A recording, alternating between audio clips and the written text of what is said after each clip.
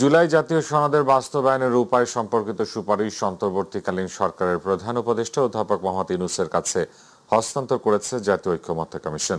দুপুরে এই সুপারিশ হস্তান্তর করা হয়। পরে ফরেন সার্ভিস একাডেমিতে এক ব্রিফিংয়ে ঐক্যমত্য কমিশনের সহ সভাপতি আলী রিয়াজ জানান, জাতীয় নির্বাচনের আগে বা নির্বাচনের দিন গণভোটের সুপারিশ করেছে ঐক্যমত্য কমিশন। দ্রুত সরকারকে ইসির সাথে আলোচনার আহ্বান জানান তিনি। এস এম আরিফের রিপোর্ট। অন্তর্বর্তী সরকারের প্রধান উপদেষ্টা ডক্টর মোহাম্মদ ইউনূসের কাছে জুলাই সনদ বাস্তবায়নের সুপারিশমালা জমা দিয়েছে জাতীয় ঐক্যমত্য কমিশন। পরে রাজধানীর ফরেন সার্ভিস একাডেমিতে সংবাদ সম্মেলনে কথা বলেন কমিশনের সহসভাপতি আলী রিয়াজ। তিনি জানান, সনদ বাস্তবায়নে দুটি বিকল্প প্রস্তাব দিয়েছে কমিশন। একটি, আগামী সংসদ নিয়মিত কাজের পাশাপাশি সংবিধান সংস্কার পরিষদ গঠন করে ২৭০ দিনের মধ্যে বাস্তবায়ন, আর অন্যটি সংবিধান সংক্রান্ত প্রস্তাবনা খসড়া বিল আকারে তৈরি করে গণভোটে দেওয়ার সুপারিশ। এই বিলগুলো, অর্থাৎ এই বিলটি, এই যে প্রয়োজনীয় সংশোধনের সংযোজনের যে বিষয়গুলো জনগণের দ্বারা সম্মত হবে, যদি সংবিধান সংস্কার পরিষদ ২৭০ দিনের মধ্যে তাদের দায়িত্ব সম্পাদন করতে না পারেন, তাহলে গণভোটে পাশ হওয়া বিলটি স্বয়ংক্রিয়ভাবে, অর্থাৎ আপনি সংবিধানের সংশ্লিষ্ট অনুচ্ছেদগুলোকে প্রতিস্থাপন করবে। আলী রিয়াজ জানান, গণভোট কখন হবে সে বিষয়ে কোনো সুনির্দিষ্ট দিনক্ষণ বেঁধে দেয়নি ঐক্যমত্য কমিশন। গণভোট অনুষ্ঠানের ব্যাপারে আমরা কমিশনের পক্ষ থেকে সরকারকে কোনো সুনির্দিষ্ট সময় বেঁধে দেইনি। আমরা বলেছি যে সরকার এই আদেশ জারির পর থেকে নির্বাচনের দিন পর্যন্ত যে কোনো সময়ে তারা এইটা করতে পারবেন। এবং যেহেতু আমি যেটা ব্যাখ্যাও করেছি সেটা হচ্ছে, যেহেতু কমিশনের পক্ষ থেকে লজিস্টিক্যালি এবং অন্যান্য কারণে এটা বোঝা সম্ভব নয় যে এখন থেকে ৯০ দিন পর নির্বাচন করা যাবে, না ৩০ দিন পর গণভোট করা যাবে, না ৪৫ দিন, না ৪৬ দিন, আমরা পারবো না এটা। এনসিপি সহ জুলাই সনদে যারা স্বাক্ষর করেনি তাদের সঙ্গে যোগাযোগ অব্যাহত আছে জানিয়ে আলী রিয়াজ প্রত্যাশা করেন দলগুলো দ্রুত স্বাক্ষর করবে। এই সনদে তারা স্বাক্ষর না করলে, এই সনদে তাদের ভূমিকা আছে, এই সনদে তাদের স্টেক আছে, এই সনদ তৈরিতে তারা অবদান রেখেছেন। এস এম আরিফ, মাই টিভি, ঢাকা। ঐক্যমত্য কমিশন ঐক্যের পরিবর্তে অনৈক্যের প্রচেষ্টা চালিয়েছে বলে দাবি করেছেন বিএনপির স্থায়ী কমিটির সদস্য সালাউদ্দিন আহমেদ। আর স্থায়ী কমিটির অপর সদস্য আমির খসরু মাহমুদ চৌধুরী বলেছেন, জাতীয় নির্বাচনের আগে গণভোট করার সুযোগ নেই। রাজধানীতে আলাদা অনুষ্ঠানে বিএনপি নেতারা এসব কথা বলেন। ইউসুফ আলীর রিপোর্ট। আইন উপদেষ্টা ডক্টর আসিফ নজরুলের সাথে সচিবালয়ে বৈঠক করেন বিএনপির স্থায়ী কমিটির সদস্য সালাউদ্দিন আহমেদ। বৈঠক শেষে সালাউদ্দিন আহমেদ বলেন, জোটগত নির্বাচন হলে প্রার্থীর পছন্দের প্রতীকে নির্বাচন করতে দেওয়া উচিত। জাতীয় ঐক্যমত্য কমিশনকে আমরা ধন্যবাদ না দিয়ে উপায় নেই যে অবশেষে তারা তাদের প্রক্রিয়া কার্যক্রম সমাপ্ত করতে পেরেছেন। দ্বিতীয়বার ধন্যবাদ দিচ্ছি যে তারা জাতীয় ঐক্যমত্য প্রতিষ্ঠার বদলে জাতীয় অনৈক্য প্রতিষ্ঠার একটা প্রচেষ্টা গ্রহণ করেছেন। সংবিধান সংস্কার পরিষদের নামে একটা আইডিয়া এখানে সংযুক্ত করা হয়েছে, যেটা আগে জাতীয় ঐক্যমত্য কমিশনে কখনো টেবিলে ছিল না, আলোচিত হয়নি, এই বিষয়ে কোনো ঐক্যমত্য হয়নি। গুলশানে বিএনপি চেয়ারপারসনের রাজনৈতিক কার্যালয়ে দলের মহাসচিব মির্জা ফখরুল ইসলাম আলমগীরের সাথে বৈঠক করেন British high commissioner Sarah Cook. বৈঠক শেষে বিএনপির স্থায়ী কমিটির সদস্য আমির খসরু মাহমুদ চৌধুরী বলেন, সকল দল যেসব বিষয়ে একমত হয়েছে তার বাহিরে নতুন করে কোনো সংস্কারের সুযোগ নেই। পুরো আলোচনায় বিএনপির অবস্থান ছিল যে গণভোট আর নির্বাচন একই দিনে হবে, দুটো ব্যালটের মাধ্যমে। এর বাইরে যাওয়ার কোনো সুযোগ নাই। এটা বিএনপির প্রথম দিন থেকে অবস্থান, এখনো সেই অবস্থানের কোনো পরিবর্তন হয়নি, আগামী দিনেও সেটার কোনো পরিবর্তন হবে না। ঐক্যমত্যের বাইরে গিয়ে কে কি বলছে, কে কি রিকমেন্ড করছে, এটা তাদের ব্যাপার, থাকতেই পারে, আমাদের সেখানে কোনো অসুবিধা নাই, কিন্তু ঐক্যমতের বাইরে গিয়ে কোনো সিদ্ধান্ত দেওয়ার কোনো সুযোগ নাই। যেহেতু বিএনপি এখানে ঐক্যমত পোষণ করে না, সেদিকে যাওয়ার আর কোনো সুযোগ নেই। Thank you. Yusuf Ali, my TV, Dhaka. July সনদ বাস্তবায়নে নভেম্বরে গণভোট চায় জামায়াত। দুপুরে আগারগাঁওয়ে নির্বাচন কমিশন ভবনে জামায়াতের সেক্রেটারি জেনারেল মিয়া গোলাম পরোয়ার 7 সদস্যের প্রতিনিধি দল প্রধান নির্বাচন কমিশনার এএমএম নাসির উদ্দিনের সাথে বৈঠক করেন। বৈঠক শেষে এ তথ্য নিশ্চিত করেন জামায়াতের সেক্রেটারি। এছাড়া বৈঠকে গণভোটের পাশাপাশি আরপিও সংশোধনী সহ সিইসিকে 18 দফা লিখিত দাবি দেয় জামায়াত। বিস্তারিত মিফতাহ গালিবের রিপোর্টে। রাজধানীর আগারগাঁওয়ে নির্বাচন কমিশন ভবনে জামাত ইসলামীর সেক্রেটারি জেনারেল মিয়া গোলাম পরোয়ারের নেতৃত্বে 7 সদস্যের প্রতিনিধি দল প্রধান নির্বাচন কমিশনার এএমএম নাসির উদ্দিনের সাথে বৈঠক করেন। বৈঠক শেষে জামাত ইসলামীর সেক্রেটারি জেনারেল বলেন, জুলাই সনদ বাস্তবায়নে জাতীয় সংসদ নির্বাচনের আগেই নভেম্বরেই গণভোট হতে হবে। গণভোটকে জাতীয় নির্বাচনের আগে করতে হবে এবং সেটা আগামী নভেম্বরেই এই নির্বাচনটা সম্পন্ন করতে হবে। কারণ জাতীয় সনদ যে তৈরি হচ্ছে, জুলাই জাতীয় সনদে যে সমস্ত বিদ্যমান রাষ্ট্র কাঠামোকে পরিবর্তন করে যে সংস্কারগুলোর ব্যাপারে আমরা ঐক্যমত হয়েছি, জাতিকে তো সেটা জানতে হবে, জানার পরে না তারা হানা ভোট দেবে। তো সেটা যদি একই দিনে ভোট হয় তো ভোটাররা তো জানতে পারলো না। সংশোধিত আরপিওতে জোট হলেও দলগুলোকে নির্বাচনের বিধি সমর্থন করে তিনি বলেন, একটি নির্বাচনের লেভেল প্লেইং ফিল্ড প্রস্তুত করতে হবে। একটা কমিশনের সিদ্ধান্ত, উপদেষ্টা পরিষদের সিদ্ধান্ত সংশোধন হয়ে গেছে, তারপরে কি একজন উপদেষ্টা একটা দলের নেতার সাথে জেন্টলম্যান এগ্রিমেন্ট করতে পারে সেটা সংশোধনের ব্যাপারে, যেগুলো এত পলিটিক্যাল পার্টির সাথে জড়িত, জাতির সাথে জড়িত, সুষ্ঠু ভোটের সাথে জড়িত? এটা ওনারা শুনেছেন। আমরা এটার উপর ঘোর আপত্তি দিয়েছি যে এটা কোনো ক্রমে সংশোধন করা যাবে না। সংশোধিত যে বিধান আছে সেই বিধানের ভিত্তিতে নির্বাচন করতে হবে। ইসলামী ব্যাংক সহ বিভিন্ন আর্থিক ও শিক্ষা প্রতিষ্ঠান দখল নিয়ে বিএনপির অভিযোগের উত্তরে বলেন, ইসলামী ব্যাংকের মালিকানায় জামাত নেই, জামাতকে নিয়ে অপপ্রচার করছে বিএনপি। মিফতাহ গালিব, মাই টিভি, ঢাকা। জাতীয় নাগরিক পার্টি এনসিপির আহ্বায়ক নাহিদ ইসলাম বলেছেন, সংস্কারের বিপক্ষে কেউ দাঁড়ায় বা ইতিহাসে দায়ভার রয়েছে এমন রাজনৈতিক দলের সঙ্গে এনসিপির জোট হওয়ার সম্ভাবনা নেই। দুপুরে রাজশাহীতে এনসিপির বিভাগীয় প্রার্থীদের সাক্ষাৎকার গ্রহণ শেষে সাংবাদিকদের প্রশ্নের জবাবে তিনি এসব কথা বলেন। তিনি বলেন, এনসিপি এখন পর্যন্ত কোনো জোটে যাওয়ার সিদ্ধান্ত নেয়নি। আগের পদ্ধতিতে তত্ত্বাবধায়ক সরকার হবে না, ডক্টর ইউনূসের নেতৃত্বে নির্বাচন হবে জানিয়ে তিনি বলেন, জুলাই সনদ স্বাক্ষর করতে এনসিপি অপেক্ষা করছে। জুলাই সনদ আদেশ বাস্তবায়ন হবে, গণভোট হবে। গণভোটের মাধ্যমে ডক্টর ইউনূস এই আদেশ স্বাক্ষর করবেন। কেবলমাত্র আমাদের দলীয় প্রতীকের বিষয় নয়, তবে আমরা এখন আর থেমে থাকবো না। আমরা যেটাকে প্রতীক মনে করছি এবং আমরা আমাদের প্রার্থী তালিকা চূড়ান্ত হলে আমরা আসলে মাঠে নেমে যাব এবং নির্বাচন কমিশন বা যদি তারা মনে করে আমাদেরকে নির্বাচনে অংশগ্রহণ করতে দিবে না, তখন আমাদেরকে রাজনৈতিকভাবে এর মোকাবেলা আসলে করার উপায় থাকবে। তত্ত্বাবধায়ক সরকার ফিরে আসলেও এই পরিস্থিতিতে বাস্তবায়ন করা সম্ভব নয়। তাই আগামী নির্বাচন অন্তর্বর্তী সরকারের অধীনেই হবে। নির্বাচনকালীন তত্ত্বাবধায়ক সরকার ব্যবস্থা ফেরাতে আপিলের 4র্থ দিনের শুনানি শেষে সাংবাদিকদের এ তথ্য জানান অ্যাডভোকেট শিশির মনির। তত্ত্বাবধায়ক সরকার বাতিলের রায়ের বিরুদ্ধে প্রধান বিচারপতি সৈয়দ রেফাত আহমেদের নেতৃত্বাধীন আপিল বিভাগের পূর্ণাঙ্গ বেঞ্চে 4র্থ দিনের শুনানি শেষ হয়েছে।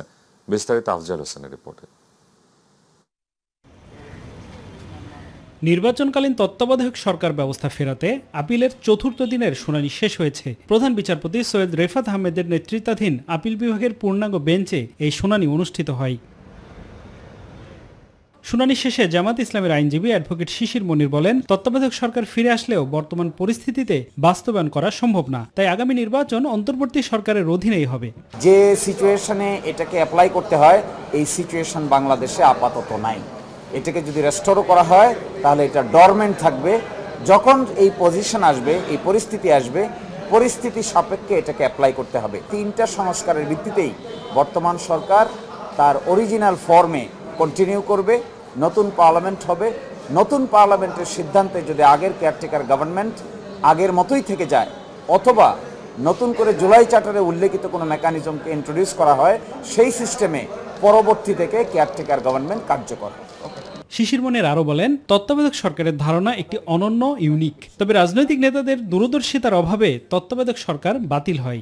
বাংলাদেশের রাজনৈতিক ইতিহাসে এটি একটি অনন্য ধারণা, যেটি একটি ইউনিক এক্সাম্পল, এবং এটিকে কেন্দ্র করে বাংলাদেশে একটি ঐকমত্য প্রতিষ্ঠিত হয়েছিল। আজও সেই ঐকমত্য আছে।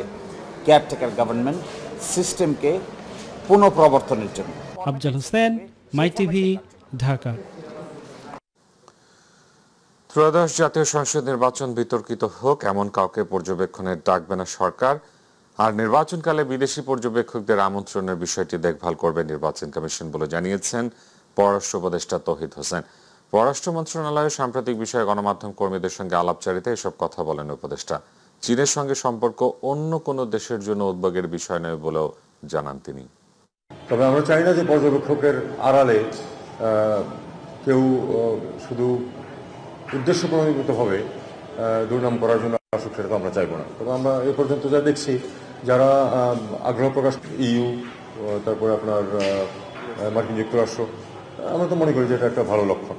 কাছাকাছি আসলে নিশ্চয়ই আরও ডেলিগেশন আসবে এবং পর্যবেক্ষণ করবে। আমরা তো চাই যে পর্যবেক্ষণ হোক, যাতে করে যাতে ট্রান্সপারেন্ট, এটা যে ফ্রি অ্যান্ড ফেয়ার, সেটা সর্বসমক্ষে প্রদর্শিত হোক। নির্বাচনের আগে অধিকাংশ অস্ত্র উদ্ধার হবে বলে আশা প্রকাশ করেছেন স্বরাষ্ট্র উপদেষ্টা অবসরপ্রাপ্ত লেফটেন্যান্ট জেনারেল জাহাঙ্গীর আলম চৌধুরী। তিনি বলেন, প্রতিনিয়ত অস্ত্র উদ্ধার করা হচ্ছে, যা অব্যাহত থাকবে। সকালে আনসার ও গ্রাম প্রতিরক্ষা ট্রাস্টের ট্রান্সপোর্ট সার্ভিসের উদ্বোধন অনুষ্ঠান শেষে তিনি একথা বলেন। উপদেষ্টা বলেন, এবারই প্রথমবারের মতো প্রিজাইডিং অফিসারের নিরাপত্তায় একজন আনসার নিয়োজিত থাকবে। এই 13 জনের ভিতরে 3 জনের কাছে থাকবে হাতিয়ার, আর 10 জন থাকবে যারা আনাম। এর ভিতরে 6 জন থাকবে পুরুষ, 4 জন থাকবে মহিলা। এবারে আমরা প্রথমবারের মতো প্রিজাইডিং অফিসারের সিকিউরিটির জন্য একজন আনসার সদস্য থাকবে হাতিয়ার সহ। আগামী জাতীয় নির্বাচনকে স্বচ্ছ, শান্তিপূর্ণ ও নিরাপদ রাখার লক্ষ্যে আইন শৃঙ্খলা বাহিনীর জন্য দ্রুততার সঙ্গে পর্যাপ্ত সংখ্যক বডি অন ক্যামেরা ক্রয়ের নির্দেশ দিয়েছেন অন্তর্বর্তীকালীন সরকারের প্রধান উপদেষ্টা প্রফেসর মোহাম্মদ ইউনূস। আজ রাষ্ট্রীয় অতিথি ভবন যমুনায় অনুষ্ঠিত এক বৈঠকে তিনি এই নির্দেশনা প্রদান করেন। প্রধান উপদেষ্টা বলেন, সুষ্ঠু ও শান্তিপূর্ণ নির্বাচন আয়োজনের জন্য সম্ভাব্য সব প্রস্তুতি দ্রুততার সঙ্গে সম্পন্ন করতে হবে। বলেন, নির্বাচন কেন্দ্রিক যে কোনো অপ্রীতিকর ঘটনা প্রতিরোধে আইন প্রয়োগে সক্ষমতা বৃদ্ধির পাশাপাশি এমন একটি কাঠামো গড়ে তুলতে হবে যেখানে পরিস্থিতি অবনতির কোনো সুযোগ কেউ না পায়। পরে স্বরাষ্ট্র উপদেষ্টা জাহাঙ্গীর আলম চৌধুরী জানান, নতুন ক্যামেরাগুলো এসে পৌঁছালে প্রতিটি জেলায় পুলিশ সদস্যদের প্রশিক্ষণ প্রদান করা হবে। 2006 সালের 28 অক্টোবর লগি বৈঠা দিয়ে হত্যাকারীদের মামলা পুনরুজ্জীবিত করার আহ্বান জানিয়েছেন জামায়াতে ইসলামীর সেক্রেটারি জেনারেল মিয়া গোলাম পরওয়ার। রাজধানীর বাইতুল মোকাররম জাতীয় মসজিদের উত্তর গেটে ঢাকা মহানগর দক্ষিণ জামায়াত আয়োজিত বিক্ষোভ সমাবেশে প্রধান অতিথির বক্তব্যে একথা বলেন তিনি। 28 অক্টোবর আওয়ামী লীগ কর্তৃক সংঘটিত নারকীয় হত্যাকাণ্ডের বিচারের দাবিতে রামপুরায় বিক্ষোভ করেছে ঢাকা মহানগরী উত্তর। বিস্তারিত আফজাল হোসেনের রিপোর্টে। 2006 সালের 28 অক্টোবর লগি বৈঠা দিয়ে জামায়াত ও শিবিরের বেশ কয়েকজন নেতাকে নির্মমভাবে পিটিয়ে হত্যা করে আওয়ামী লীগের নেতাকর্মীরা। হত্যাকাণ্ডের প্রতিবাদে শেখ হাসিনাকে প্রধান আসামি করে মামলা করে জামায়াতে ইসলামী। তবে সে মামলার কার্যক্রম পরবর্তীতে বাতিল করা হয়। মামলাটি আবারও পুনরুজ্জীবিত করার আহ্বান জানিয়েছেন জামায়াতে ইসলামীর সেক্রেটারি জেনারেল মিয়া গোলাম পরওয়ার। সেই লগি বৈঠার খুনের নির্দেশদাতা শেখ হাসিনা জনতার রুদ্রসে পালিয়ে দিল্লিতে আশ্রয় নিয়েছে। আমরা আজকে দাবি করতে চাই, 30-40 বছর পরে মিথ্যা মামলার বিচার করে যদি মিথ্যা ফাঁসি দেওয়া যায়, 20 বছর আগের সত্য জীবন্ত হত্যার খুনি হাসিনা সহ মেনন, ইনু, 14 দলের ফ্যাসিস্টদেরকে বিচারের আওতায় আনার জন্য হয় সরকারের আইন মন্ত্রণালয়কে এই মামলা পুনরুজ্জীবিত করতে হবে।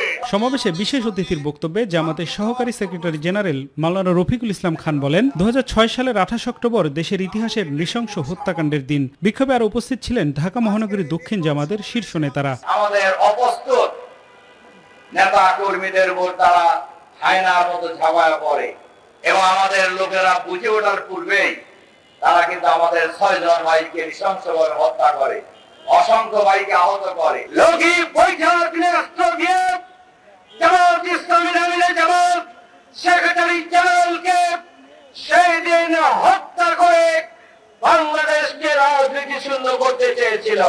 এই ঘটনার মধ্য দিয়ে খুনি হাসিনার লাশের রাজনীতি গণহত্যার রাজনীতি শুরু করেছিল এবং বিগত 16 বছর সেই রাজনীতি তারা অব্যাহত রেখেছিল। সমাবেশ শেষে বিক্ষোভ মিছিল বের হয়ে পল্টন মোড় সহ বিভিন্ন সড়ক প্রদক্ষিণ করে। এদিকে একই দাবিতে রাজধানীর রামপুরায় বিক্ষোভ ও মিছিল করেছে জামাত ইসলামী ঢাকা মহানগরীর উত্তর। এতে যোগ দিয়ে জামাতে ইসলামীর নায়েবে আমির অধ্যাপক মুজিবুর রহমান বলেন, যারা গণভোটকে ভয় পায় তারা গণতন্ত্রে বিশ্বাস করে না। সরকারের যারা এই সমস্ত কাজে জড়িত ছিল, মানুষকে শুধু মেরে তারা থামে নাই, লাশের উপরে নৃত্য করার দৃশ্য পৃথিবীর ইতিহাসে আর দেখা যায় নাই, বাংলাদেশে দেখা গেছে সেদিন। যারা করেছে, যেখানে করেছে, যেভাবেই করেছে, তাদের প্রত্যেকেই বিচারের আওতায় আনতে হবে। আমরা চেয়েছি বাংলাদেশ একটা সুন্দর দেশে পরিণত হোক, যেখানে মানুষ তার নিজের ভোট নিজে দিবে এবং যাকে খুশি তাকে দিবে। অবশ্যই গণভোটের দাবিকে বাস্তবায়ন করতে হবে।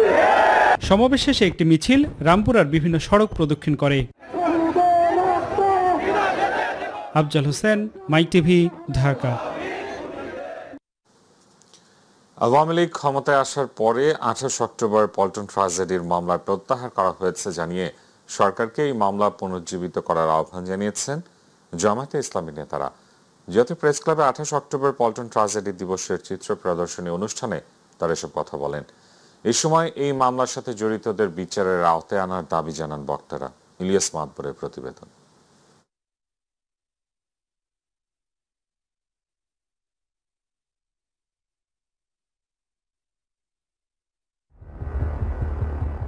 ভয়াল 28 অক্টোবর বাংলাদেশের রাজনীতির ইতিহাসে এক কালো অধ্যায়। 2006 সালের এই দিনে ঢাকায় আওয়ামী লীগের নেতাকর্মীদের লগি বৈঠার আঘাতে নিহত হন জামাত ইসলামী ও ইসলামী ছাত্র শিবিরের বেশ কয়েকজন নেতাকর্মী। সেদিনের সহিংসতায় রক্তে রঞ্জিত হয় রাজধানী। হত্যা শেষে লাশের উপর যে নৃশংস নৃত্য তা দেখেছিল পুরো বিশ্ব। সেদিনের নিহতের স্মরণে জাতীয় প্রেস ক্লাবে আলোকচিত্র প্রদর্শনী ও আলোচনা সভার আয়োজন করে বাংলাদেশ ইসলামী ছাত্র শিবির। প্রদর্শিত প্রতিটি ছবিতে ফুটে ওঠে 28 অক্টোবরের নির্মমতা। আলোচনা সভায় 28 অক্টোবর পল্টন ট্র্যাজেডির মামলার চার্জশিট হওয়ার পরও অদৃশ্য শক্তির ইশারায় তা সরিয়ে নেওয়া হয়েছে বলে মন্তব্য করেন জামাতের নেতারা। 14 দলীয় দলের নেতা কর্মীরা যারা এই মামলার চার্জশিটভুক্ত আসামি ছিল, তাদের বিরুদ্ধে আইনানুগ ব্যবস্থা নিতে হবে, বিচার করতে হবে। শেখ হাসিনা এত মানুষকে হত্যা করেছে, একবার ফাঁসি দিলে তার শাস্তি যথার্থ হবে না, তাকে বারবার ফাঁসি দিতে হবে। এই হত্যাকাণ্ডের যারা জড়িত ছিল, এটা যদিও মামলা হয়েছিল, চার্জশিট হয়েছিল, কিন্তু হাসিনার ক্ষমতায় এসে এই সবগুলো মামলাকে তারা প্রত্যাহার করে নিয়েছিল। তো আমরা দাবি করছি যে এই মামলার ট্রাইব্যুনালে নতুন করে আবার চালু করে এই খুনিদের যথাযথ বিচার করতে হবে। অনুষ্ঠানে নিহত স্বজনদের আর্থিক ক্ষতিপূরণ সহ হত্যাকারীদের দৃষ্টান্তমূলক শাস্তির দাবি জানান বক্তারা। রাষ্ট্রীয়ভাবে তাদেরকে স্বীকৃতি দেওয়া, রাষ্ট্রীয়ভাবে তাদেরকে পুনর্বাসন, রাষ্ট্রীয়ভাবে তাদের পাশে দাঁড়িয়ে 2024 জুলাই আগস্টের গণঅভ্যুত্থান যেমনভাবে আমরা তাদেরকে ওন করতে পেরেছি, 2006 সালে 28 অক্টোবর আমরা সেটাকে ওন করতে পারি নাই, কারণ এটা শুধু জামাত ইসলামী ছাত্র শিবিরের সম্পদ বলে মনে করা হয়। আমরা অন্তর্বর্তীকালীন সরকারকে অনুরোধ করব, আমাদের গমকিত যে ভাইরা আছে, যাদেরকে খুনি হাসিনা এবং তার দোসররা গম করেছে, তাদেরকে দ্রুত সময়ের মধ্যে আমাদের কাছে ফিরিয়ে দিতে হবে।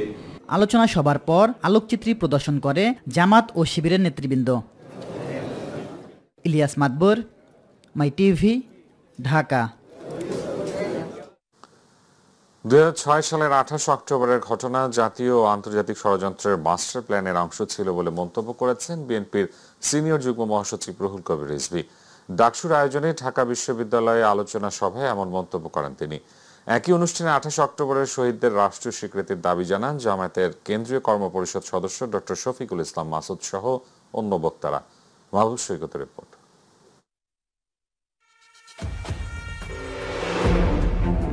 2006 সালের 28 অক্টোবর প্রকাশ্যে রাজপথে লগি বৈঠা দিয়ে পিটিয়ে মানুষ হত্যার দৃশ্য দেখে কেঁপে উঠেছিল গোটা জাতি। ভয়াল সেই দিনের স্মরণে ঢাকা বিশ্ববিদ্যালয় অডিটোরিয়ামে আলোচনা সভার আয়োজন করে ডাকসু। শেখ হাসিনার নির্দেশে আওয়ামী লীগের নেতা কর্মীদের হাতে নৃশংসভাবে নিহতদের স্মৃতিচারণ করতে গিয়ে কান্নায় ভেঙে পড়েন শহীদ পরিবারের সদস্যরা। লগি বৈঠার যে তাণ্ডব লীলা ঘটেছিল, বাংলাদেশের ইতিহাসে এই ঘটনা এত বেশি শোকাবহ যা ভাষায় বর্ণনা করা যায় না। 28 অক্টোবর দিন আমরা 5টা মাগরিবের পড়তে ফোন করতেছি, সবারই ফোন করি, কেউ বলে এই দেখছি, কেউ বলে দেখি নাই, সঠিক কোনো জব পাই না। তো মর্গের আগে দিছি গিয়া দেয় আমার ছেলের জীবন, একটা দাঁতও নাই, কি অবস্থা দেখলে আমাকে সিরিয়াস লেগে যায়। একদলীয় শাসন প্রতিষ্ঠা করতে যারা গুম, খুন এবং আয়নাঘর বানিয়েছিল তাদের বিচারের আওতায় আনার দাবি তোলেন ডাকসুর ভিপি সাদিক কায়েম সহ অন্য অতিথিরাও। এই 28 অক্টোবর থেকে শুরু করে পিলখানা হত্যাকাণ্ড থেকে শুরু করে বিএনপি, জামাত সহ বাংলাদেশপন্থী রাজনৈতিক দলের উপর যারা নির্যাতন নিষ্পেষণ করেছে, যারা গুম করেছে, আয়নাঘর তৈরি করেছে, খুন করেছে, এই সকল চক্রকে দৃষ্টান্তমূলক বিচারের আওতায় নিয়ে আসতে হবে। ছাত্রলীগ, যুবলীগ, আওয়ামী লীগকে আন্তর্জাতিকভাবে সন্ত্রাসী এবং সন্ত্রাসবাদী দল, মানবতা বিরোধী দল হিসেবে ঘোষণা করার জন্য 28 অক্টোবর যথেষ্ট। তারা 2006 সালে 28 অক্টোবর ডিসিশন নিয়েছিল আধিপত্যবাদ পার্শ্ববর্তী একটা রাষ্ট্রের মাধ্যমে এই দেশটাকে একটা পাশবিক রাষ্ট্রে পরিণত করা। 24 সালের জুলাই আগস্টের মতো এই শহীদ ভাইদেরকেও ইতিহাসের পাতায় তাদেরকে ধারণ করার জন্য সরকারের পক্ষ থেকে স্বীকৃতি প্রয়োজন। 28 অক্টোবরের শহীদদের রাষ্ট্রীয় স্বীকৃতির দাবি জানান বক্তারা। ফ্যাসিস্টরা যেন আর ফিরে না আসতে পারে সেজন্য সবাইকে ঐক্যবদ্ধ থাকার আহ্বান জানান বিএনপির সিনিয়র যুগ্ম মহাসচিব রুহুল কবির রিজভী আহমেদ। শেখ হাসিনার প্রথম ফ্যাসিবাদের বহিঃপ্রকাশ হচ্ছে 28 অক্টোবরের ঘটনা। এর মর্মান্তিকতা, এই নিষ্ঠুরতা গোটা বিশ্ব বিবেককে নাড়া দিয়েছে। কোনো কিছুর যেন পুনরাবৃত্তি না হয়, ফ্যাসিস্টদের যেন কোনো পুনরাবৃত্তি না হয়। ওরা যা যা করেছে তার পাল্টা কাজগুলো আপনাদের করতে হবে। আলোচনা সভায় ফ্যাসিবাদ বিরোধী বিভিন্ন রাজনৈতিক দলের নেতারা বক্তব্য রাখেন। এগুলো দিয়ে শুধুমাত্র আমরা মাহবুব সৈকত, মাই টিভি, ঢাকা। গাজীপুরের টঙ্গী থেকে খতিব পেশ ইমাম মোহাম্মদ মহিবুল্লাহ মিয়াজিকে অপহরণের ঘটনা মিথ্যা, তিনি নিজেই গা ঢাকা দিয়েছেন। মঙ্গলবার গাজীপুর মেট্রোপলিটন পুলিশের কার্যালয়ে আয়োজিত সংবাদ সম্মেলনে এ তথ্য জানায় পুলিশ। গাজীপুর মেট্রোপলিটন পুলিশের অতিরিক্ত পুলিশ কমিশনার মোহাম্মদ তাহিরুল হক চৌহান বলেন, ইমাম মহিবুল্লাহ অপহরণের পেছনে ইসকন জড়িত থাকার অভিযোগ করা হয়েছিল। তবে পুলিশের তদন্তে উঠে এসেছে তিনি নিজে শ্যামলী পরিবহনের বাসের টিকিট কেটে পঞ্চগড় গেছেন। পরে তথ্য প্রযুক্তির সহায়তায় চাঞ্চল্যকর এই মামলার রহস্য উদ্ঘাটন করেছে পুলিশ। ইতিমধ্যে ইমাম মহিবুল্লাহ পুলিশের কাছে প্রকৃত ঘটনা স্বীকার করেছেন। উনি শারীরিক অক্ষমতাকে দায়ী করেন যে আমার শারীরিক কিছু সমস্যার কারণে, মানসিক কিছু সমস্যার কারণে আমি এই ঘটনাটা করেছি। কিন্তু স্টিল আমরা মনে করি জিনিসটা অবস্কিউর, এখানে কারো ইন্ধন আছে কি নাই এটা আমাদের কাছে স্পষ্ট না। এই বিষয়গুলি পরবর্তীতে আপনাদেরকে স্পষ্ট করা হবে এবং যে সমস্ত প্রচলিত আইনে যে প্রসিকিউশন প্রয়োজন আমরা এই অনুযায়ী তার বিরুদ্ধে অথবা আরো যদি কেউ যদি এটার মধ্যে থাকে ব্যবস্থা নেওয়া হবে। ইউরোপের কয়েকটি দেশে আবারও দেখা দিয়েছে বার্ড ফ্লু এর প্রকোপ। জার্মানি, বেলজিয়াম, নেদারল্যান্ডের কয়েকটি ফার্মে শনাক্ত হয় এই বার্ড ফ্লু। ছড়িয়ে পড়ার শঙ্কায় ধ্বংস করা হয়েছে কয়েকটি ফার্ম। বাংলাদেশে প্রকোপ ছড়ানোর আশঙ্কায় আতঙ্কিত না হয়ে বায়োসিকিউরিটি মানার পরামর্শ দিয়েছেন বিশ্লেষকরা। ইমরান হোসেনের ক্যামেরায় আরো জানাচ্ছেন মিফতা গালিব। মানবদেহের প্রোটিনের চাহিদা মেটানোর অন্যতম পোল্ট্রি শিল্প। পৃথিবীর 30% প্রোটিনের চাহিদা পূরণ হয় ডিম সহ মুরগি, হাঁসের মাংস থেকে। সেই পোল্ট্রি শিল্পের আতঙ্ক বার্ড ফ্লু। সম্প্রতি ইউরোপের দেশ জার্মানি, বেলজিয়াম সহ কয়েকটি দেশ আবারও বার্ড ফ্লু শনাক্ত হওয়ায় আতঙ্কিত বাংলাদেশের পোল্ট্রি শিল্পের সাথে জড়িত প্রায় 8 মিলিয়ন মানুষ। তবে আতঙ্কিত না হয়ে যথাযথ বায়োসিকিউরিটি মেনে সচেতন থাকার পরামর্শ বিশ্লেষকদের। বায়োসিকিউরিটি যদি সঠিকভাবে মেনটেন করে, আমার কিন্তু অনেক খামারে কিন্তু সঠিকভাবে বায়োসিকিউরিটি মেনটেন করে। এমন হয় যে এই ভাইরাসগুলো খাদ্যের মাধ্যমে ছড়ায়, মানুষের মাধ্যমে ছড়ায়, বাতাসের মাধ্যমে ছড়ায়, ইভেন দেখা যায় যে বিভিন্ন বন্য প্রাণী, পাখি এগুলির মাধ্যমে ছড়ায়। কাজে ফার্মগুলো কিভাবে প্রোটেকশন কে দিচ্ছে এটার মাধ্যমে। অপর এক বিশ্লেষকের মতে বাংলাদেশ পোল্ট্রি শিল্পে সুবিধাজনক অবস্থানে থাকায় বেশ কয়েকবার হতে হয়েছে গুজবের শিকার, যাতে মারাত্মকভাবে ক্ষতিগ্রস্ত হয় এই শিল্প। বার্ড ফ্লু এভাবে আসলে বাংলাদেশে ছিল না, কিন্তু দ্যাট ওয়াজ এ রিউমার যে বার্ড ফ্লু ছড়িয়েছে। অর্ধেকের বেশি পোল্ট্রি ফার্ম সংখ্যায় মানে আগুন দিয়ে জ্বালিয়ে দেওয়া হয়। এবং বার্ড ফ্লু কিছু বর্ডার এলাকায় ছিল, কিন্তু সমস্ত পোল্ট্রি ফার্মে ছিল না। ওই সময় যে পোল্ট্রি শিল্প একটা ধাক্কা খায়, সেখান থেকে উঠে দাঁড়াতে আমাদের অনেক সময় দিয়েছে। তৃতীয় বিশ্বের এই দেশে এই ধরনের ঝুঁকি এবং অর্থনৈতিক ক্ষতি এড়াতে সচেতন থাকার বিকল্প নেই বলেও জানান এই বিশ্লেষক। অ্যাজ এ রিসার্চার আমি জানি এক্সটেনশনে যে আছে সে কি জানে কিনা, সে জানলেও সে কি প্রপারলি ওই খামারের কাছে তথ্যটা পৌঁছাতে পেরেছে কিনা। সে হয়তো না জানার কারণে সে ভয় কি করলো, তার ফার্মের মুরগিকে মেরে ফেললো সামহাও, হয়তো তার বার্ড ফ্লু হয়নি। তখন আলটিমেটলি খামারি ক্ষতিগ্রস্ত হয়, ইন্ডাস্ট্রি ক্ষতিগ্রস্ত হয়, আমার দেশ ক্ষতিগ্রস্ত হয়, ইকোনমি ক্ষতিগ্রস্ত। ফার্মে তেমন কোনো লক্ষণ দেখা দিলে সাথে সাথেই বিশেষজ্ঞদের পরামর্শ নেওয়ার কথাও জানিয়েছেন তারা। আশেপাশে প্রাণী সম্পদ সম্পর্কিত যে কর্মকর্তা, প্রতিনিধি, এনজিও থাকেন, তাদেরকে তো আমার মনে করি মনিটরিং আমাদের ইজ ভেরি মাচ ইম্পর্টেন্ট। খামারিদের সচেতন থাকার পাশাপাশি সংশ্লিষ্ট কর্তৃপক্ষের তদারকি বৃদ্ধি করা গেলে এড়ানো যাবে সব ধরনের সংকট, এমনটা মনে করেন বিশ্লেষকরা। এবং সেখানে যথাযথ ব্যবস্থা নেয়। মিফতা গালিব, মাই টিভি, ঢাকা।